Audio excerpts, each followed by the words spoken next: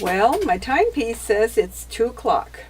If you'll excuse me a moment, I need to get something from my house. Here it is, fresh from the oven.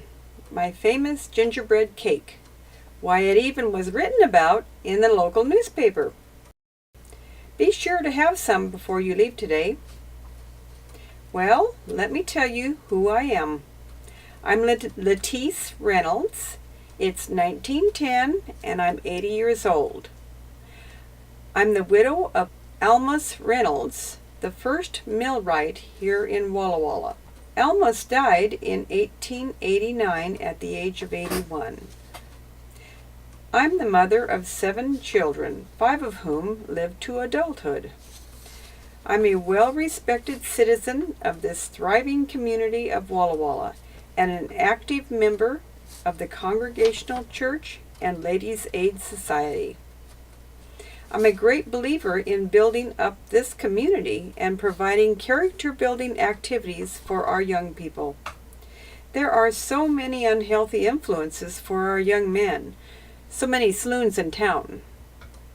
So it was decided that we would build a YMCA. In 1907, I was encouraged to help with the funding, and I donated $20,000 for the building of the structure. That was 1/4 of the total cost to erect the building. Walla Walla was a bustling community of 15,000 people.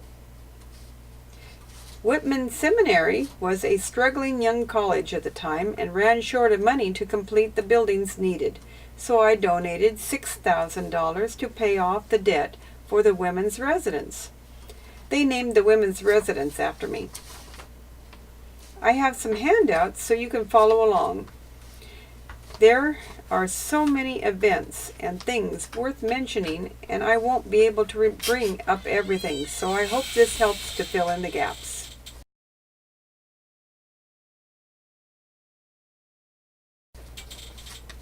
Now I'd like to tell you about my history as a pioneer.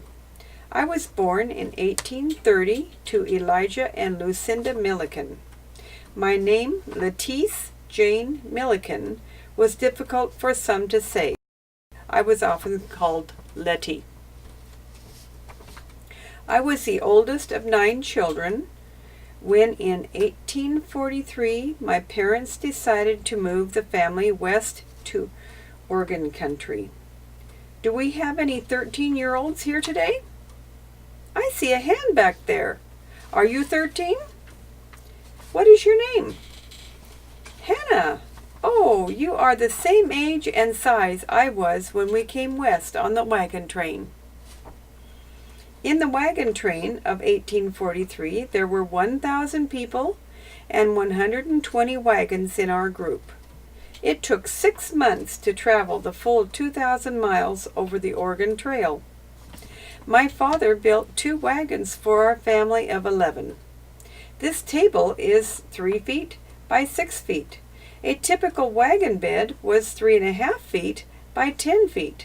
So there wasn't much more room than this for all the things you would need to take for a family for a whole trip.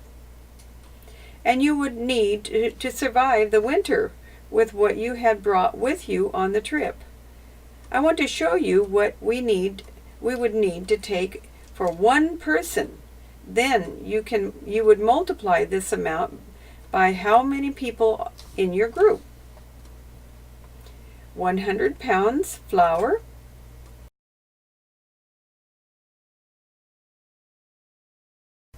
25 pounds sugar, 1 keg vinegar, 2 pounds saleratus. Do you know what saleratus is? There's a clue. 10 pounds salt, 10 pounds rice, 70 pounds bacon, 2 pounds tea, 5 pounds coffee, 1/2 bushel cornmeal and another 1/2 bushel cracked corn, 1 bushel dried fruit, 1/2 bushel beans. Coffee was kind of a luxury on the Oregon Trail, so coffee was often made out of other things like roasted barley and other grains and roots, and then ground in a coffee grinder. Each person had a tin plate, cup, and utensils because crockery was too breakable. We cooked in a cast iron pot over a fire. We used wood when we could get it, and when there was no wood, we gathered buffalo chips. They make really good firewood. Oh yes, and I found something in your stores here that was important on the trail. Hardtack or pilot bread. We needed 30 pounds of this. Let's see if this is the same as we used to have. Help yourself to these. When we came to the end of a long day on the Oregon Trail, we would circle our wagons, do our chores, eat our supper, then sometimes someone would get out his fiddle. Do we have anyone here that plays a fiddle? Oh, there's someone with a fiddle. Please play something for us.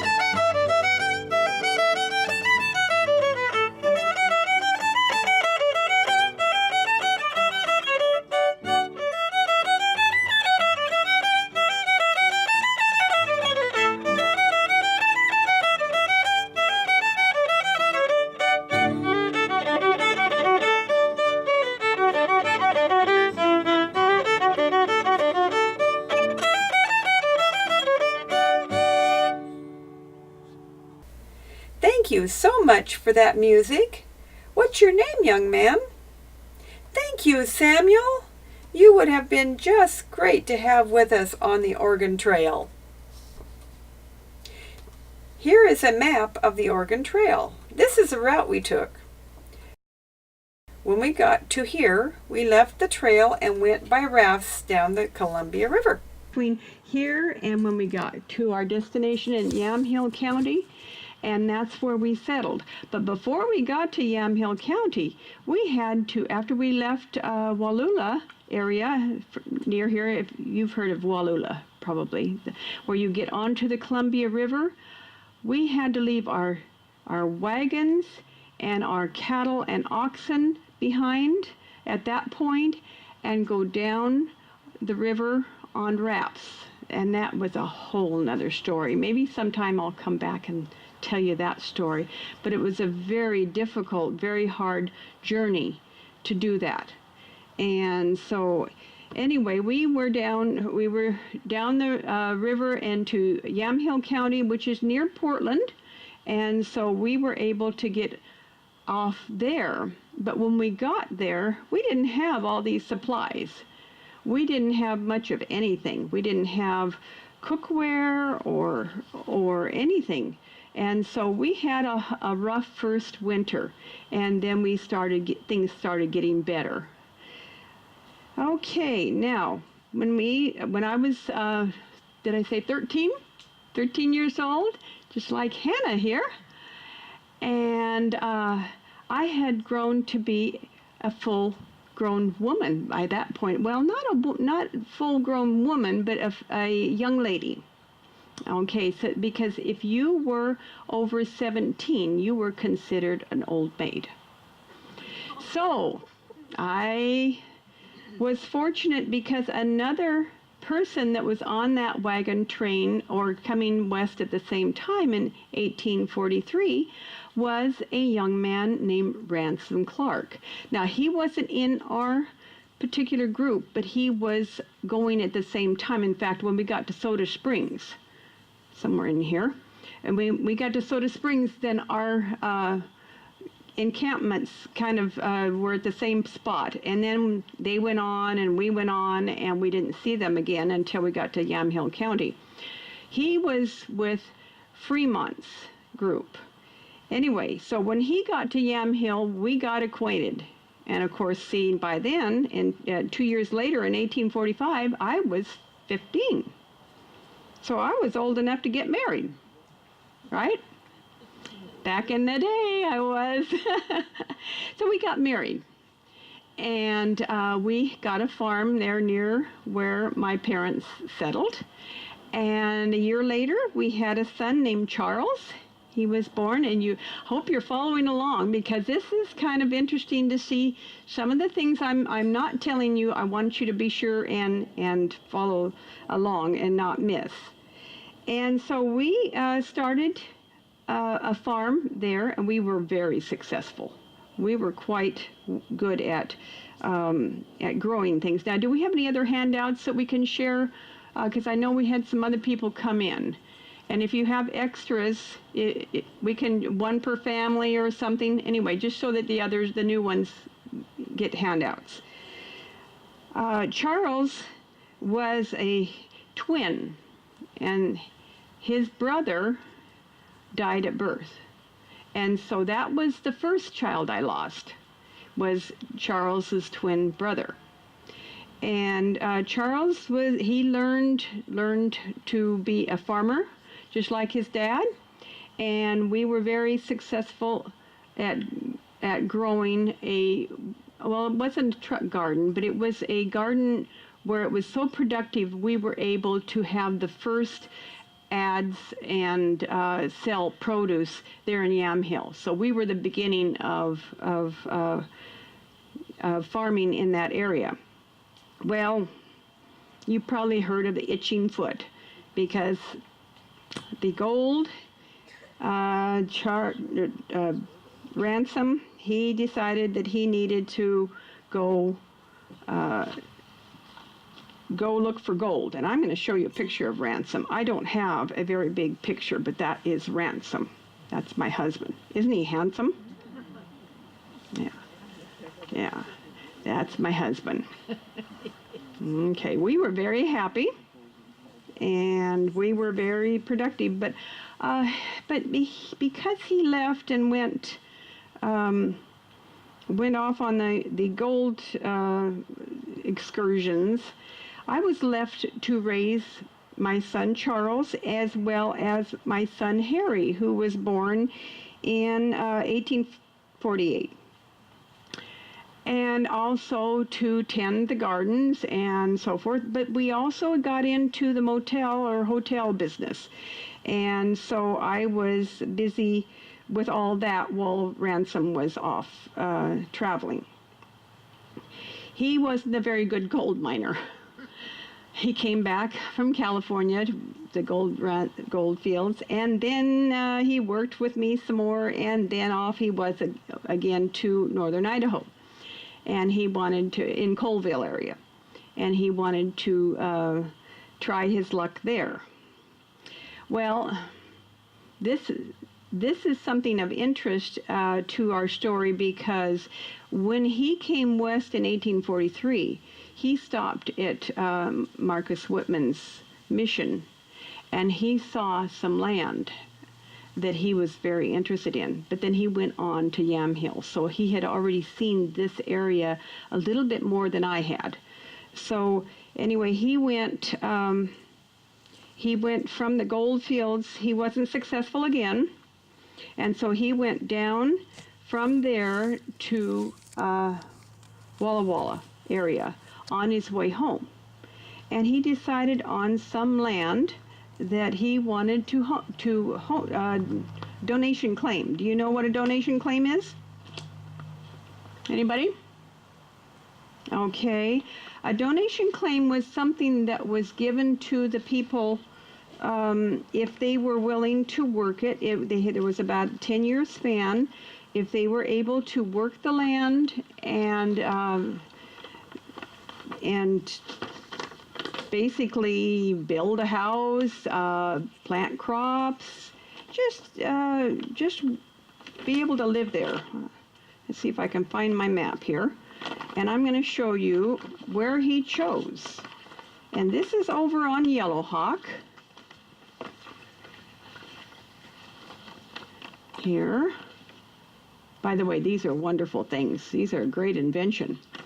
You know the story on those? I'll have to tell you about that. Okay, here's Walla Walla. And right over here is the country club.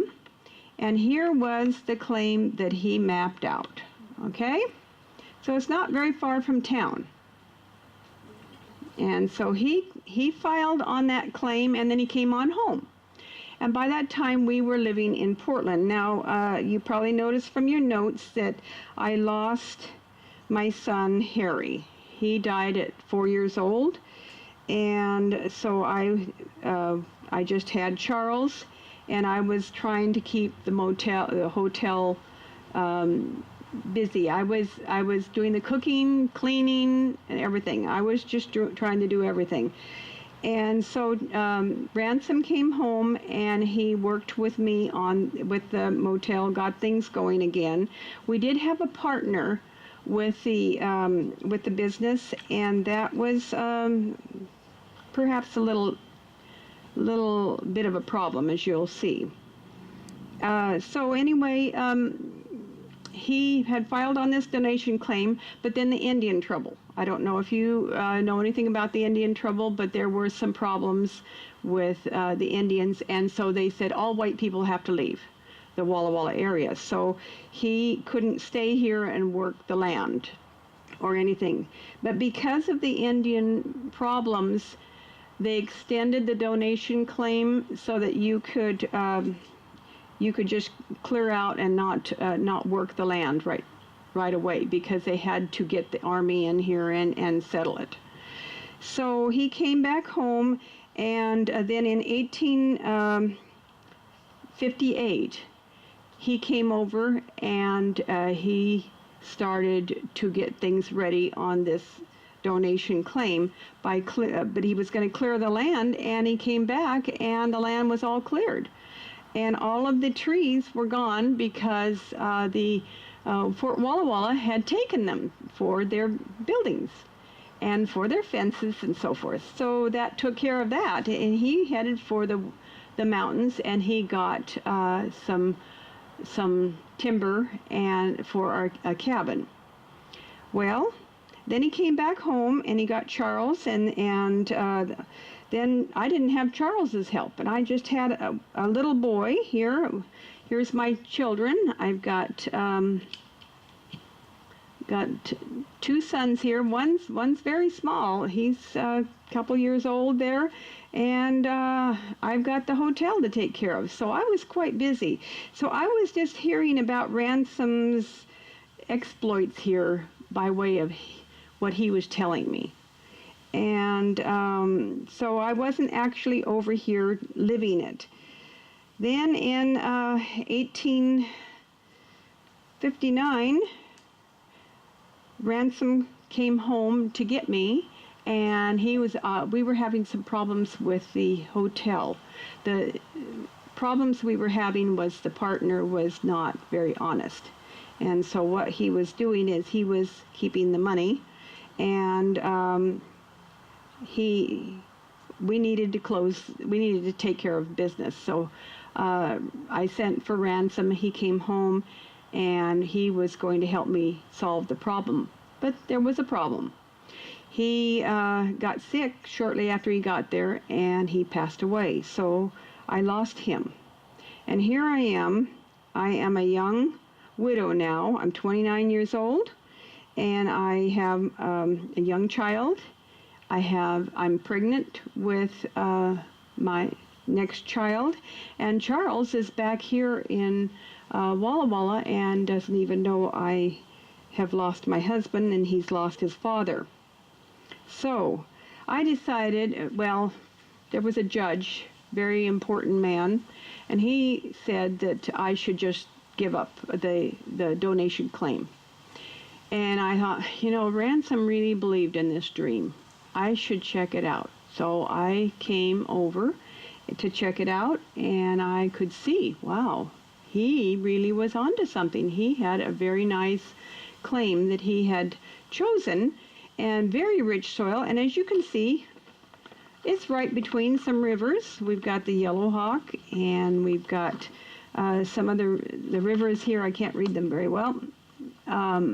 He's Russell Creek, and very good land. And so I thought, you know what, I'm going to finish off Ransom's dream. Well, there were no women that had done donation claims. This was something new. And there were only something like 4 or 5 donation claims in the area. But I was going to do something different, that I could save this. So with Charles's help, I was going to do it.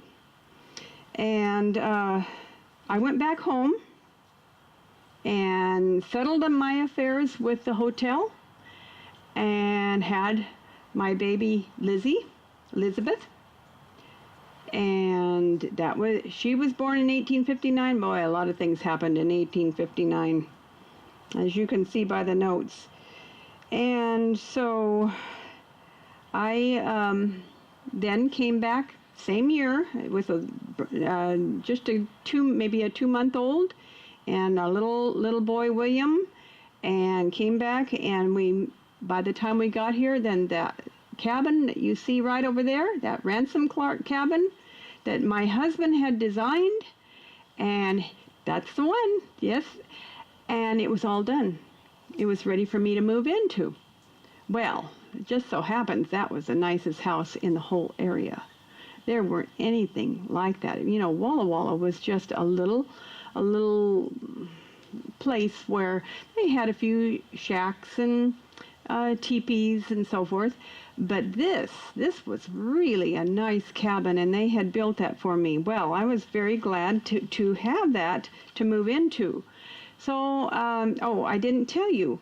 Ransom, when he came back with supplies, he also came back with little seedlings.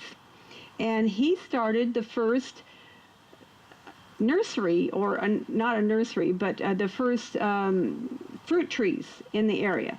And he had peach and apple. And so he had all these little seedlings, and down here in this part of the donation claim, right here between the rivers, is where he planted, those were all planted. And so those were just little trees, so I had to keep them alive. So I had to keep those alive, had to keep our garden going, had all these things that were planted, and had to do all this, plus a new baby and a little toddler. This little gal was born the same year that her dad had died. And what was interesting is all these things that I could do, but I couldn't get any money because these didn't generate any money. So now here it is, 1859, and remember that Almus Reynolds had come to the area to build the first millwright. He was the first millwright and the first for grain, and this had become the new gold, because this was very important to grow grain. So I got a job for Almus Reynolds in his mill making flour sacks. I would sew the flour sacks, and that way I could get a little bit of money. And so I was able to manage. And this went along here, and I was working hard and doing all the things that I needed to do to keep my family together. And of course I had this wonderful house that and when we're all done, I want you to go over there and take a look at it, because on this end we've got the kitchen and for cooking, and on the other side is a parlor, and then up on top is where the children sleep.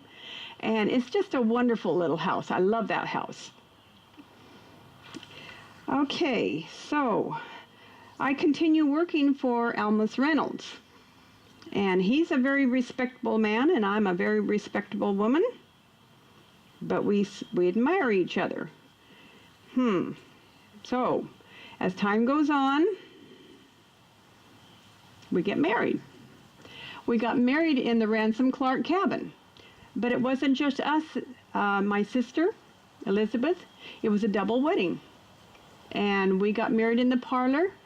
And Cushing Eels, you may have heard of him.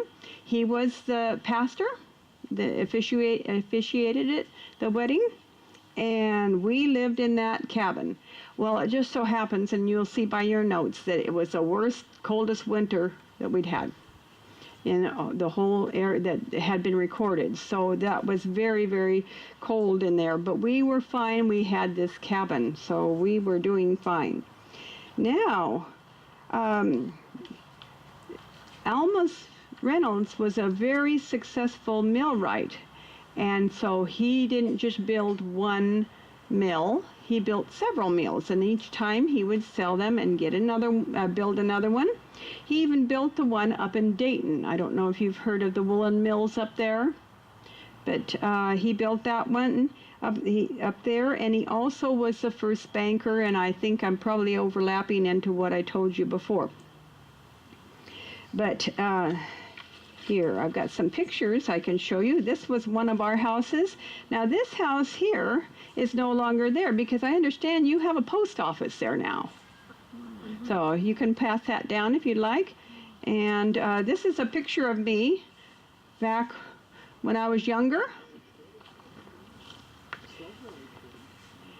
And there's a picture of me today. That's how I used to look. And this is how I look today. And there's my family.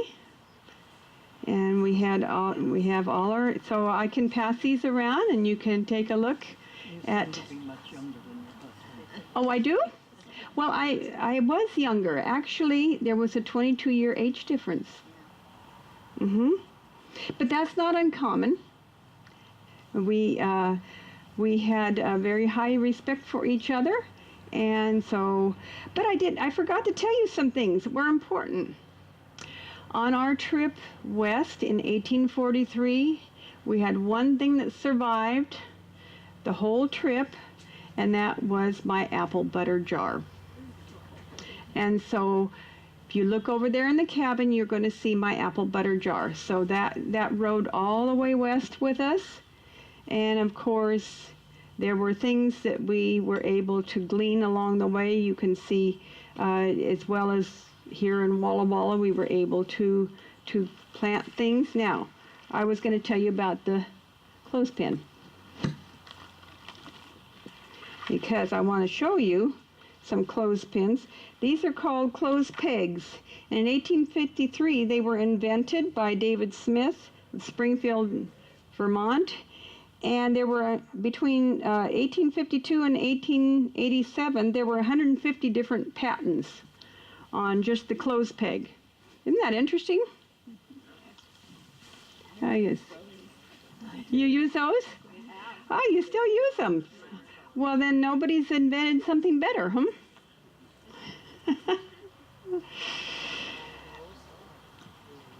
Well, now, I have some cake here I want to share, but I also want to take any questions that you may have. And hopefully, because I knew I was going to miss some of these things, I have the handouts that I'm hoping that will help to fill in. Oh, I forgot to tell you about these. You know what these are? Looks like a very classy weed. A very classy weed, okay. Okay, when we came west in 1843, we had a lot of fears about things that we might run into. As it turned out, we had no trouble to speak of with the Indians. The Indians didn't cause us any loss of life. However, they would steal our horses or cattle or whatever, if they got the chance. But they also taught us many wonderful things. These are camas bulbs, and the little flower here, and I wanted to show them to you because these were very important. In fact, you'll probably notice on your maps that there's some other towns and areas like Camas Prairie that are named after these. These are wonderful food source if you cook them right. If you don't, and you try to eat them when they're too raw, they will give you a lot of gas. But and these are the little seeds here that you'll see out of here. I would think so. They sure look a lot like it, but I don't know. Now, I did include in your handout a section on camas, And so I do think that these things are really interesting. One thing I wanted to share with you, and that is we've gotten a lot of records of history that is very helpful in doing research. And I have one book that was written that was featuring Charles, my son, and this is a story that was written about him. And then, of course, Jesse Applegate wrote a book about our 1843 trip west, and I was on his wagon train. And then, of course, the book on the YMCA. So definitely would like to have you read as you can. But also, if you, especially you young people and older folks, if you could share stories about your family and your history so that you can carry on these traditions, and maybe you could do that for each other. Does anybody have any questions?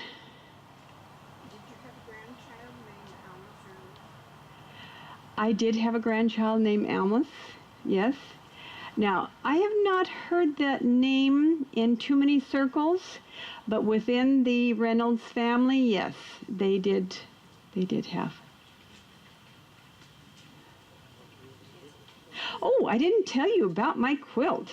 This was another very important thing that came 1843 when we were packing. We all had quilts, and this one I hope you will come up and take a look at. This is a hand-tied, hand-stitched quilt that these would have come with us, and so for each person they would need to have a bedding, a tick, feather tick, as well as the quilt, and just lots of things. I've got some clothing I can talk to you about later. If anybody's interested in seeing, I've got some clothing items that might be of interest to you ladies. Not the gentlemen, but the ladies. They're called unmentionables. Yeah. Now, do you know, I have another question. When I grew up on Abbott Road. I know Mr. Abbott took you to Walla Walla in the stagecoach. Yes. So, and I remember this cabin out on the Reynolds place, south of Prospect Point School on Yellowhawk Creek. And in it was a safe. And I remember our grade school class was taken there because that safe, they'd lost the combination. It hadn't been opened in decades. And they finally had to get a prisoner out of the penitentiary to come and crack it. Well, I'm sure glad you remember that. My memory, you know, I'm 80 years old, and so some of my memory is just a little... I do remember Mr. Abbott, though. He brought me and my two children back from Yamhill County, or from Portland area, and I rode with him. Now, I see that on your sheet here, so the cabin sat next to the big Reynolds house on the hill. Yes. On South Howard. Yes. I notice it says here your son Harry built the home, large home on the claim, instead of you building your dream home there in 1899. Yeah. Is that the house that sits there now? It is, and you know, I wanted to move back there so bad. I still do. You know, I'm 80 years old, but I still have a dream that I will move back to the homestead. And of course, this cabin is the cabin. Yeah. This is not a copy. This is it. Very proud of that cabin. The Y building you built still around? On Spokane Street. It's still there, the old YMCA. Oh, perhaps you could take me there sometime. But the Reynolds Hall at Whitman College has been torn down. There's nothing but the cornerstone there. It says Reynolds. Okay. I understand the YMCA has a plaque in my honor at the on the fireplace. I need to go and check that out. The old YMCA is just south of Mill Creek on Spokane Street, between Main and Aldrich. Still standing. Good. I played there when I was a kid.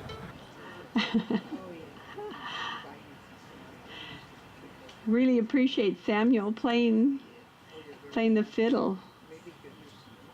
Oh, would they like to play some more? Maybe is there a guitar or there's a keyboard? Anything? Oh yes. If they play again, will you dance with me? You know, I have forgotten how to dance.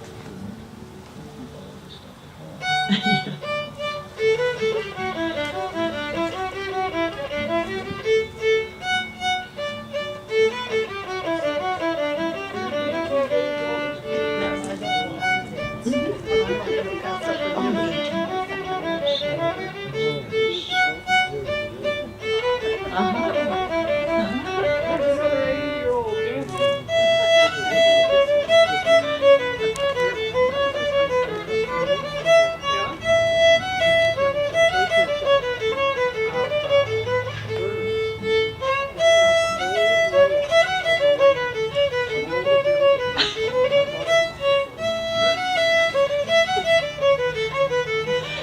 Oftentimes he would soak it in Never water. danced, He could soak it in water. But that was his.